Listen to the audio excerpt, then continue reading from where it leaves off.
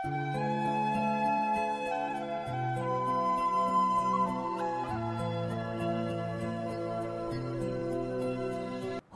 যদি হিরোদের নামের লিস্ট করা হয় তাহলে সবার আগে কিন্তু একটা নাম উঠে আসে, লিওনার্দো ডিক্যাপ্রিও।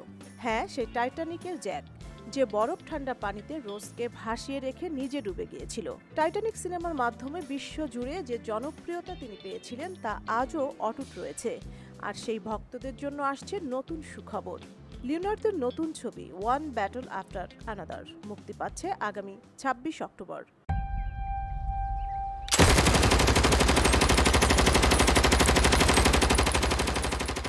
শুধু আন্তর্জাতিক পর্যায়ে নয়, বাংলাদেশের দর্শকরাও একই দিনে ছবিটি দেখতে পাবেন স্টার সিনেপ্লেক্সে। এই মহাকাব্যিক অ্যাকশন থ্রিলার ছবির পরিচালক পল টমাস অ্যান্ডারসন প্রায় ২০ বছর ধরে পরিকল্পনা করার পর তিনি ছবিটি নির্মাণ করেছেন, যা টমাস পিনজনের উপন্যাস ভিনল্যান্ড থেকে অনুপ্রেরিত হয়ে। চলচ্চিত্রটিতে অভিনয় করেছেন লিওনার্দো ছাড়াও সন পেল, বেনিসিও, রেজিনা হল এবং আরও অনেকে। ছবির কাহিনী ঘুরে দাঁড়ায় একদল সাবেক বিপ্লবীর চারপাশে, যারা বহু বছর ধরে একত্রিত হয়ে একটি মেয়েকে উদ্ধারের জন্য। লিওনার্দো এই ছবিকে অভিহিত করেছেন সমাজের আয়না হিসেবে। তার মতে এখানে সরাসরি রাজনৈতিক বক্তব্য নেই, তবে সমকালীন সমাজের বিভাজন আর চরমপন্থার প্রতিফলন স্পষ্টভাবে ধরা দিয়েছে।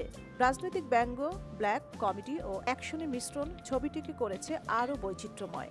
$১৭৫ মিলিয়ন বাজেটে নির্মিত ওয়ান ব্যাটল আফটার অ্যানাদার ইতিমধ্যে সমালোচকদের প্রশংসা কুড়িয়েছে। দ্য গার্ডিয়ান একে আখ্যা দিয়েছে প্রতিবাদ আর অসন্তোষের ভেতরে থেকে উঠে আসা এক ভিন্নধর্মী নায়কের গল্প হিসাবে।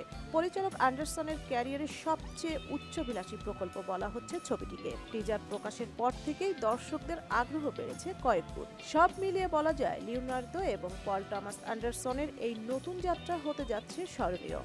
আর বাংলাদেশের দর্শকরাও এই অভিজ্ঞতার অংশ হবেন একদিনই বড় পর্দায়। সঞ্জিদা জুথি, সারা বাংলা।